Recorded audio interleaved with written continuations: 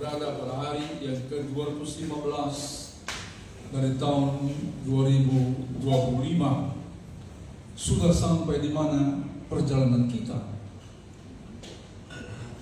dan bagaimana keadaan kita. Nah, Agustus ini adalah bulan yang istimewa.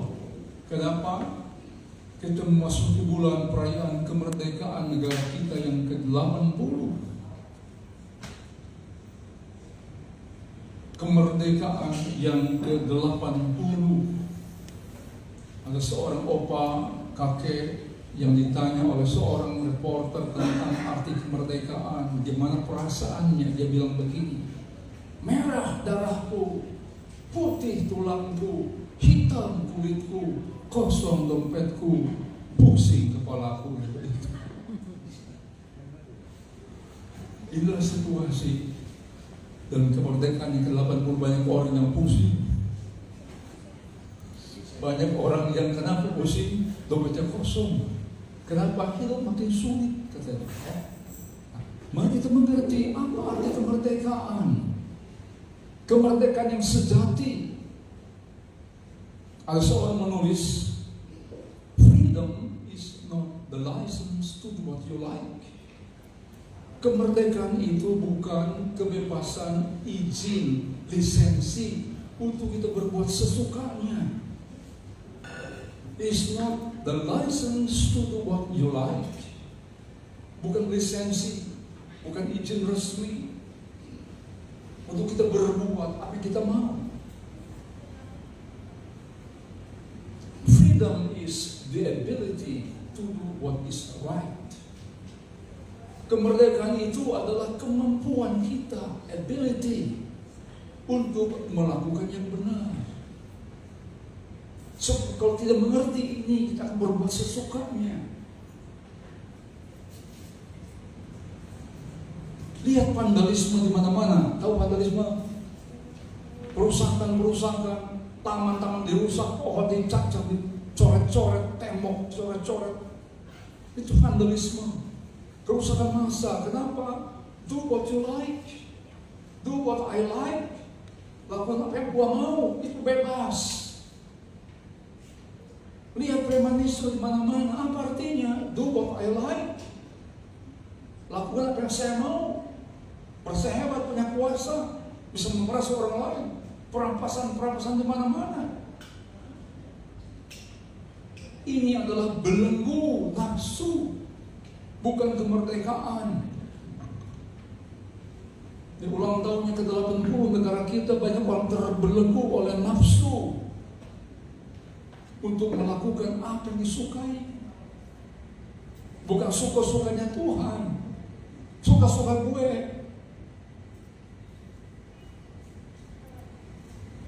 Kemerdekaan sejati adalah melakukan apa yang benar. Doing the right things, itu tema saya. Melakukan apa yang benar. Efesus pasal 5, kita baca 15 dan 16. Karena itu, perhatikanlah dengan seksama bagaimana kamu hidup. Jangan seperti orang bebal, orang bodoh, brainless, tak punya otak, tapi seperti orang ahli. Orang yang melakukan do what I like itu orang yang tak punya otak, merugikan orang kemana-mana, bebal. Kata firman, perhatikan hidupmu. Ayat 16. Dan pergunakanlah waktu yang ada, karena hari-hari adalah jahat. 18. Sebab itu janganlah kamu bodoh, tapi usahakanlah kamu supaya mengerti kehendak Tuhan. Untuk melakukan yang baik, yang benar, kita mesti paham kehendak Tuhan. Apa yang Tuhan mau? Apa suka-sukanya Tuhan? Itu apa? Jangan cuma goyang-goyang saja di sini. Sehari-hari di rumah bagaimana? Di pasar bagaimana? Di toko gimana? Di kampus gimana? Di kantor gimana? Apa suka-sukanya Tuhan, apa suka-sukanya gue? Di jalan raya, di parkiran. Saya ingin bicara tentang Wisman yang arif. Khotbah yang lalu, Wisman yang arif pertama. Apa Wisman? Apa Wisman? Bukan mentega. Wisatawan mancanegara, turis asing. Karena kita adalah turis asing di dunia ini. Nanti akan pulang suatu saat, besok atau lusa, kita nggak tahu. Wisman arif yang pertama, khotbah yang lalu, gunakan waktu. Pergunakan waktu untuk menyenangkan hati Tuhan. Nah, yang kedua, hari ini adalah pahami kehendak Tuhan. Yang pertama, pergunakanlah waktu, senangkan hati Tuhan. Yang kedua, pahami kehendak Tuhan itu apa. Kenapa? Karena hari ini jahat. Kita bisa kehilangan nyawa tanpa kita pikirkan apa yang terjadi. Gempa, gedung runtuh, tabrakan, kita nggak tahu. Hari-hari jahat atau nusuk kita nggak tahu. Makanya pahami kehendak Tuhan sebelum mati. Hari-hari jahat, uang bisa hilang tiba-tiba. Salah klik aplikasi, kita hilang tabungan. Hari-hari jahat, sebelum jatuh miskin. Hilang nyawa bisa terjadi. 3 tahun COVID, berapa juta orang meninggal di dunia ini. Kerugian 12 triliun dolar kali 16.000. Bayangkan. Gempa Turki ada 500 triliun, digoyang sedikit saja. 500 triliun, gedung-gedung hancur. Belum perang. Pahami kehendak Tuhan, gimana caranya? Kita baca Roma 12 ayat 2 bersama-sama. Roma 12 ayat 2, 1, 2, 3. Janganlah kamu menjadi serupa dengan dunia ini, tetapi berubahlah oleh pembaharuan budimu, sehingga kamu dapat membedakan manakah kehendak Tuhan, apa yang baik, yang berkenan kepada Allah, dan yang sempurna. Wisman yang arif memahami kehendak Tuhan. Perlu 2 hal. Yang pertama, perubahan pola hidup. Jangan serupa dengan dunia. Yang kedua, perubahan pola pikir. Berubahlah oleh pembaharuan budi. Apa itu perubahan gaya hidup? Kita baca, kenapa mesti ubah gaya hidup ini? 2 Timotius pasal 3 ayat 1 dan 2. Karena hari terakhir ada masa yang sukar, jahat, sukar, menakutkan manusia. Nah, jangan serupa dengan dunia kacau karena egois, ego. Manusia mencintai dirinya sendiri dan menjadi hamba uang. 1 egois, 2 materialistis, matre. Ini 2 hal. Perubahan pola gaya hidup. Jangan egois, jangan materialistis. Ya, orang egois itu berpusat pada diri sendiri. Maka kerjanya apa? Apa kerjanya? Selfie. Bukan selfie ya. Selfie dari kata self, diri. Orang selfie lihat apa? Lihatnya apa? 4L. Lo lagi. Kenapa? Jangan peduli orang lain. Suka-suka kuatnya itu. Ya. Semau gue, ngomong semau gue, perilaku semau gue, berpakaian tidak berpakaian semau gue, kawin tak kawin semau gue. Kadang-kadang udah kawin lupa pasangannya. Kenapa? Dirinya sendiri yang ingat saja. Mau keliuran kemana enggak peduli. Maka rumah tangga jadi cerewet. perang terus. Kenapa? Ego. Kalau mau damai, jangan serupa dunia, egois. Mesti berubah.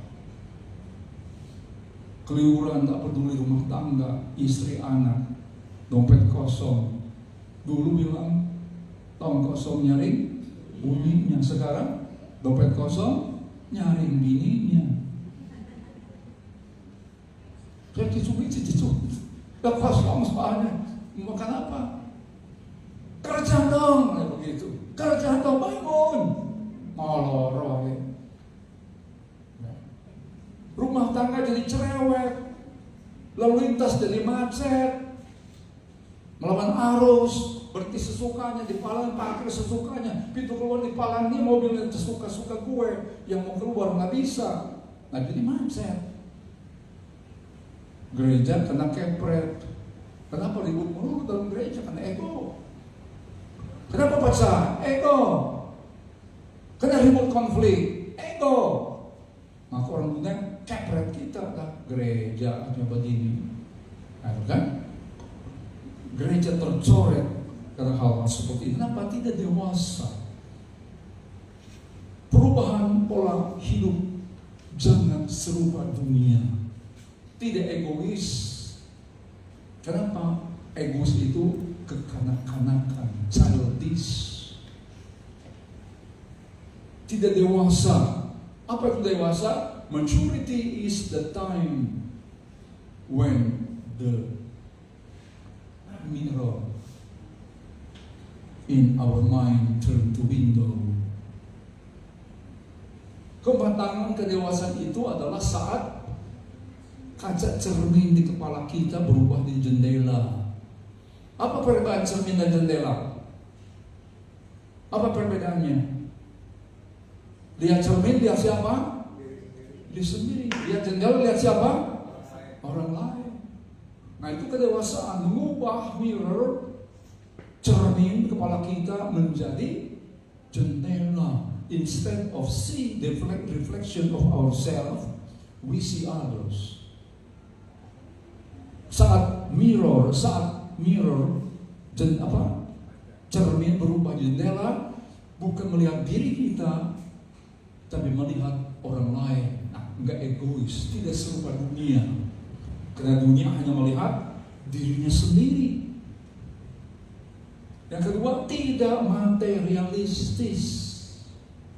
Dunia sekarang adalah dunia materi, serakah, tak pernah puas. Seperti kata Amsal 30 ayat 15. Lintah punya 2 anak, untukku. Itu gambaran. Punya 2 anak, dua-duanya ngomong untukku. Orang yang materialistis itu udah puas-puas. Semuanya untukku. Orang lain gak kebagian, gak peduli. Ada 3 hal yang tak akan kenyang. Ada 4 hal yang tak pernah berkata cukup. Dunia orang mati, rahim yang mandul, bumi yang tidak pernah puas dengan air. Dunia seperti sekarang tak pernah puas. Lihat dunia orang mati, berapa ribu orang mati. Pergi ke semua tempat pemakaman, tiap hari orang mati, nggak pernah puas, nerima terus, ngangat terus. Dikubur terus, dah habis-habis. Gak tanah dibakar kalau perlu, kremasi.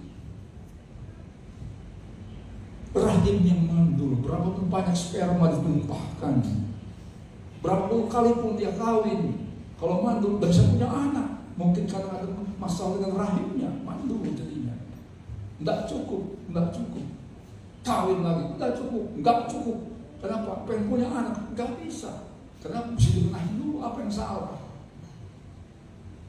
Bumi yang tak pernah puas dengan air.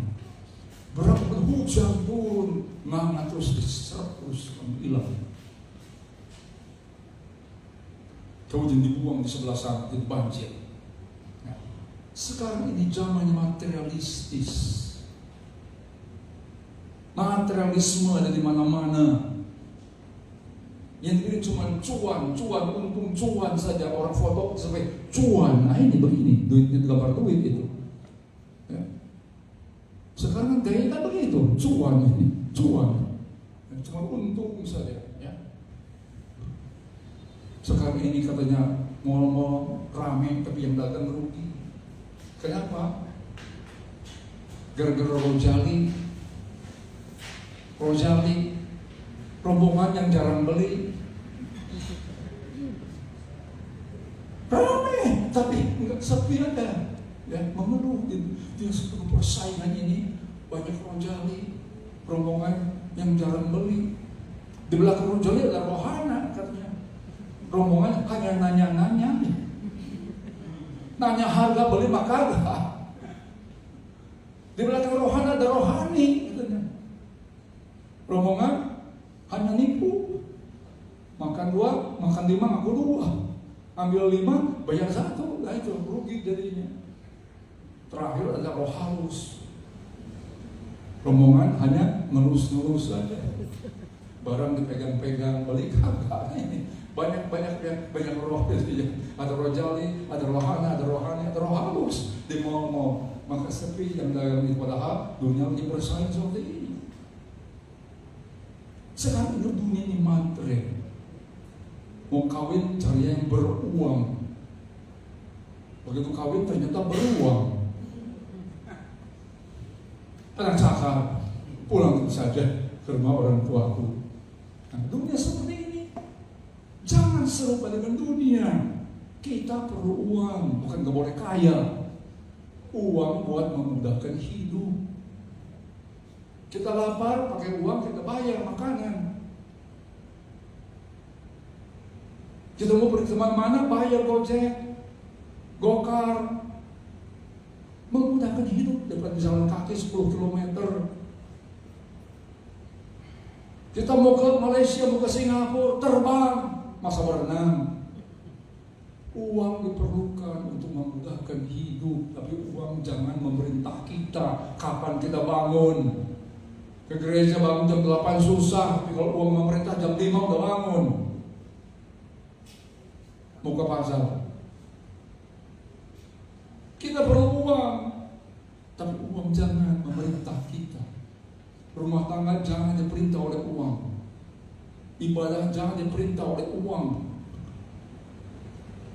Banyak orang mengukur semua pakai uang. Never measure your life by possessions. Jangan ukur hidupmu itu dengan milik harta, possessions, kekayaan. Pakai apa mengukurnya? The smile you created, dengan senyum yang kau ciptakan. The love you share, cinta yang kau bagikan. The heart you touch, itu ukurannya hidup. Hati yang kau sentuh, lihat kebaikanmu. Jangan serupa dengan dunia. Itu harus berubah. Pola gaya hidup harus berubah. Yang kedua, pola pikir harus berubah.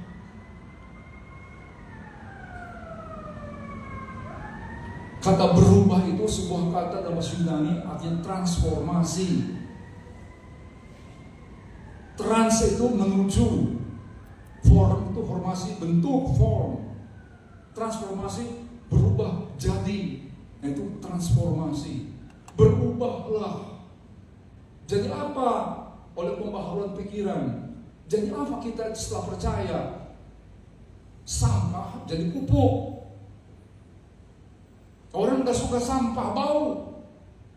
Gak suka sampah, banyak ulat, belatung, banyak lalat. Gak suka sampah. Tapi kalau gak diubah bentuknya jadi pupuk, petani ngantri. Sawah perlu pupuk, sayur perlu pupuk, buah-buahan perlu pupuk. Nah itu transformasi. Memahami kehendak Tuhan, ubah pola hidup. Tidak serupa dunia. Ubah pola pikir, berubahlah. Bagaimana kita berguna, jadi berkat bagi banyak orang. Jangan berubah, jangan matanya gede-gedein, hidung dimancung-mancungin. Bukan tak boleh. Bukan tak boleh.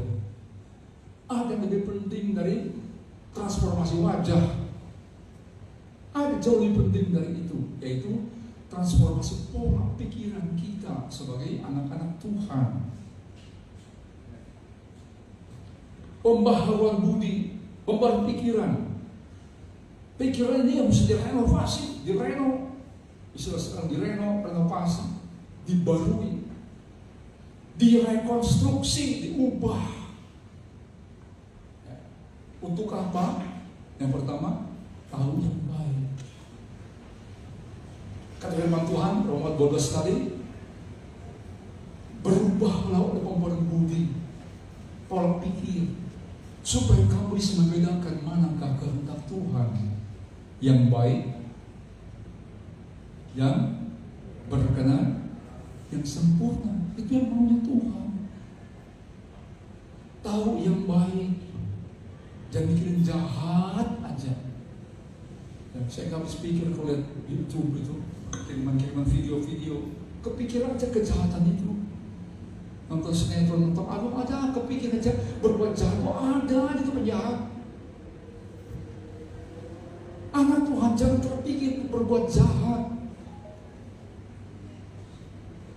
Seorang opa ngajak anaknya jalan-jalan ke mall, bergandengan tangan.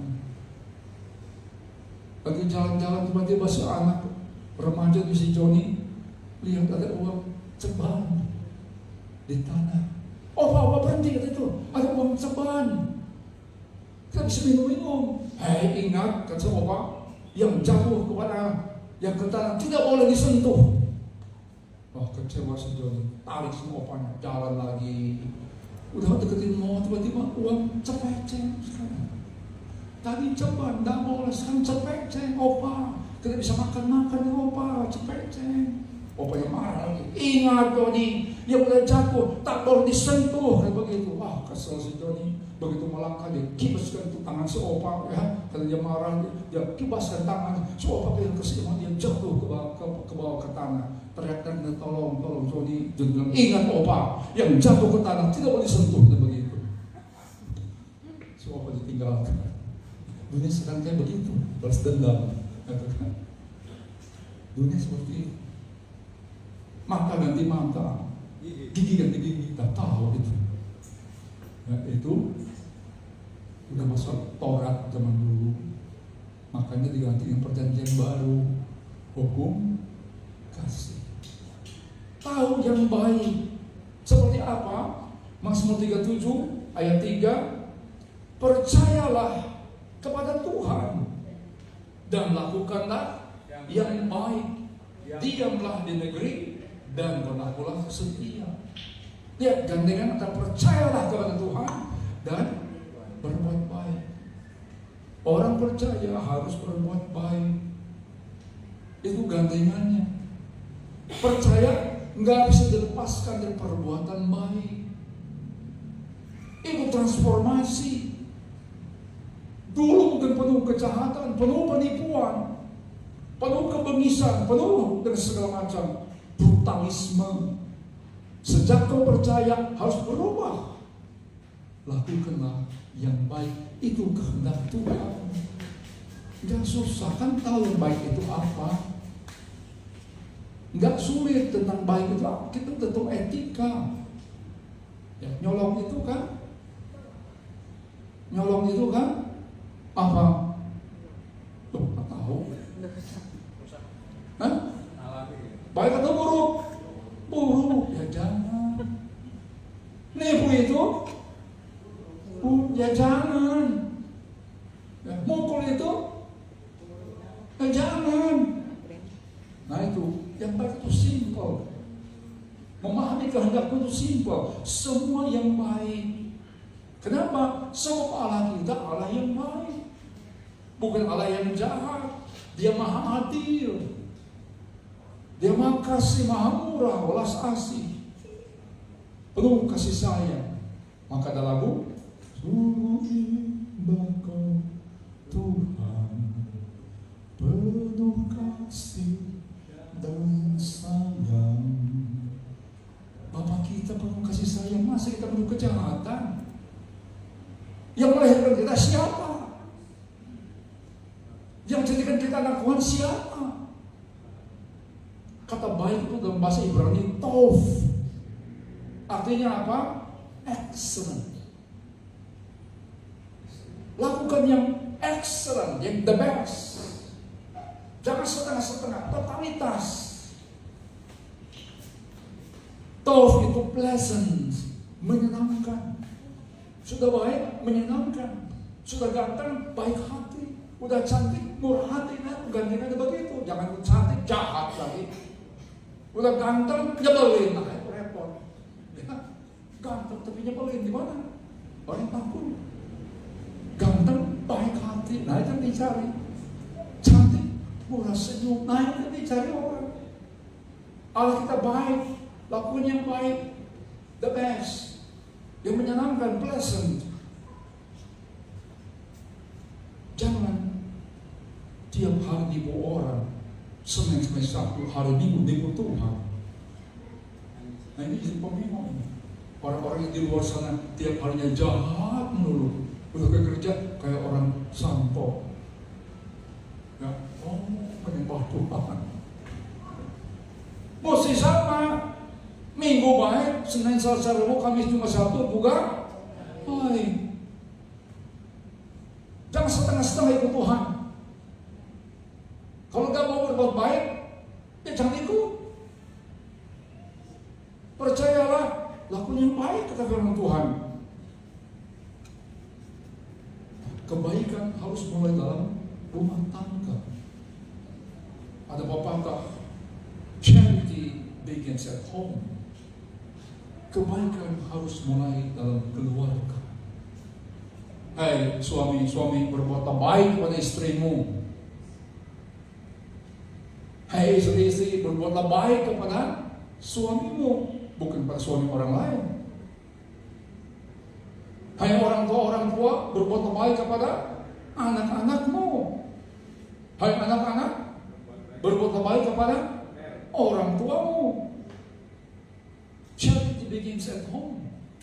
Kebaikan harus mulai dari keluarga. Maka di Tiongkok ada pepatah, if there is light in the soul, ada cahaya dalam jiwa, there will be beauty in a person. Akan ada keindahan dalam pribadi. If there is beauty in person, there will be harmony in the house. Kalau ada cantikan pribadi suami istri, maka dalam rumah tangga akan ada keharmonisan, harmony in the house. If there is harmony in the house, there will be order in a nation. Kalau rumah tangga itu semua harmonis, maka masyarakat pun akan teratur. Kenapa di jalan ribut terus? Nggak diajarkan dalam keluarga tentang menghormati hak orang lain. Di sekolah juga ribut terus. Geng mau tahu dalam kenapa? Dalam keluarga tidak tertanam nilai-nilai baik dari orang tua kepada anak. Menghormati milik orang lain, hak orang lain.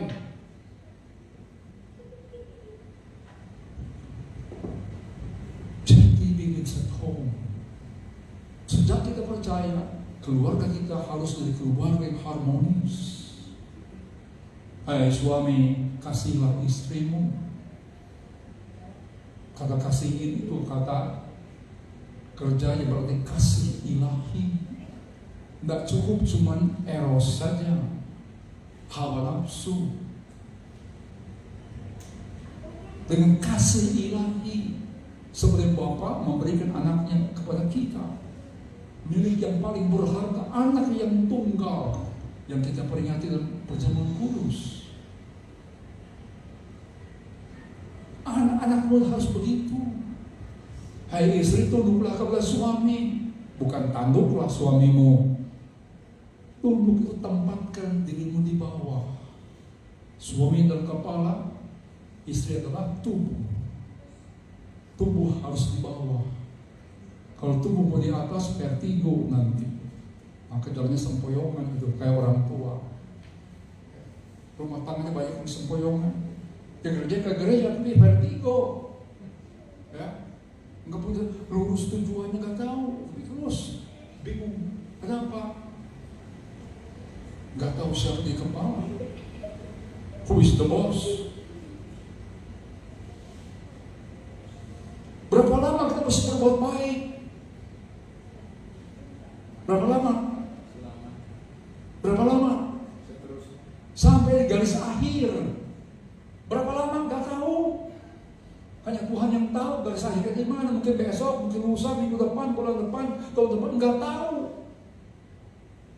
Ada orang menulis, time is the only currency you spend without ever knowing the balance. Waktu itulah mata uang yang kita belanjakan. Anda nggak tahu saldonya berapa. Kau punya duit 1 juta, duduk di restoran, di Good Friends itu, habis makan 300.000, sisanya berapa? Tahu. Uang 1 juta belanja 300 tahun. Waktu engkau tidak pernah tahu. Kita pakai waktu, kita nggak tahu saldonya di mana, ngeceknya di mana, itu waktu enggak ada balance-nya, kita nggak pernah tahu. Itu sebabnya lakukanlah yang baik sebelum terlambat.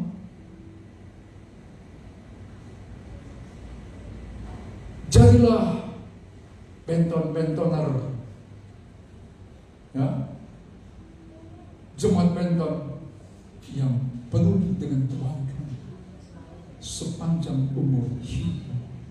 Sebab kau tidak tahu berapa lama yang Tuhan masih kasih waktu kepadamu. Kehendak Tuhan itu apa? Yang berkenan. Tadi yang baik. Kedua, yang berkenan. Kata berkenan itu artinya yang menyenangkan hati Tuhan. Suka-suka sama Tuhan. Kita nyanyi gampang. Nyanyi gampang, goyang gampang. Kalau lutut belum goyang, belum copot. Yang berkenan seperti apa? Ibrani 11 ayat 6. Tetapi tanpa iman tak mungkin orang berkenan kepada Allah. Sebab barang siapa berpaling kepada Allah, dia harus percaya bahwa Allah itu ada dan bahwa Allah memberi upah kepada orang yang sungguh-sungguh mencari Dia. Iman itu apa? Percaya Allah ada. Itu menyenangkan hati Tuhan. Senang gak jadi orang tua gak dianggap sama engkau? Senang tidak? Kalau dia duduk, anak lewat itu aja, mau kemana juga nggak tahu. Bapaknya cuma dilewatin itu aja, emaknya cuma dianggurin itu aja, nggak disapa apa. Senang tidak? Orang tua senang. Anda mau pergi, Ma, pergi dulu, disapa. Bangun pagi, Ma, kan senang. Apa Tuhan nggak senang? Bangun pagi, Bapa kami di surga. Sapa dia, senang dia. Simple kok. Artinya kita percaya Dia ada. Kenapa orang berdoa karena dia percaya Tuhan ada? Kalau nggak percaya Tuhan ada, ngapain berdoa? Tanpa iman tak mungkin menyenangkan hati Tuhan. Harus percaya Allah ada. Karena ada kita hormati. Karena ada kita kasihi. Karena ada kita senangkan hatinya. Iman itu keterhubungan kita dengan Dia. Karena Dia ada, kita terhubung, connected. Semahal-mahalnya smartphone, puluhan juta, ratusan juta ada. Kalau gak dicolokin ke listrik tuh, mati, gak ada gunanya. Sewat apapun kau, kaya, pintar, cantik, ganteng, kalau gak connected dengan sumber kehidupan, kau mati. senangkan hati Tuhan. Dia ada Grab, bukan mobil. Grab itu tangkap dia, peluk dia, senangkan dia. Anak saya Adi bertahun-tahun mencari apa yang pas untuk profesinya. Dia nggak mau kerja kantor. Tua di jalan di kantor itu, mau dia dari rumah saja. Mentok sana, mentok sini, saya tahu dia perlu uang. Saya hanya bilang dia, Di, ini dompet Dedi. Kau punya akses 24 jam. Kalau perlu uang, buka, ambil. You have full access to my dompet 24 hours. Bayangkan, seorang bapak yang peduli, tahu anaknya perlu, tidak usah diminta. Dia akan bilang, ini dompetku, 24 jam kau perlu, buka, ambil. Ya isi itu udah banyak kalau ini. Bapak di surga bilang, kalau kau percaya, kalau perlu apa-apa, dia memberi upah. Kata Tuhan, 24 jam kau punya akses. Itu my dompet. Dia memberi upah kepadamu. Kalau hati Tuhan senang, Dia memberi upah. Say hello anytime, setiap saat. Sapa, senangkan hati Tuhan. Yang ketiga, yang sempurna. Dengan kehendak Tuhan yang sempurna. Tuhan tidak mau yang setengah-setengah. Ibadah yang setengah-setengah asal saja. Persembahan ibadah yang baik di hadapan Tuhan. Lagu dipersiapkan, musik pun harus harmonis. Jangan musik lari sendiri kenceng yang kekeruan. Ini bukan musik di jalan yang sekenceng-kencengnya dari ujung ke ujung kedengaran. Harmonis dengan jemaatnya, kedengaran semua. Yang terbaik bagi Tuhan, yang sempurna. Karena Allah yang terbaik, anaknya pun harus yang terbaik, harus melakukan yang terbaik bagi Dia. Sebab Dia adalah sumber kehidupan kita sampai selama-lamanya. Hari ini renungkan firman Tuhan, wisma yang Allah. Pergunakan waktu dengan baik. Kita tidak tahu berapa lama Tuhan masih sediakan. Yang kedua, pahami kehendak Tuhan. Ubah pola hidup, ubah pola pikir. Jangan matre, jangan egois. Tuhan mau yang paling baik, Tuhan mau yang menyenangkan, Tuhan mau yang sempurna. Persembahkan yang sempurna untuk Dia. Amin. Tundukkan kepala. Hidup ini kau letakkan di atas mezbah.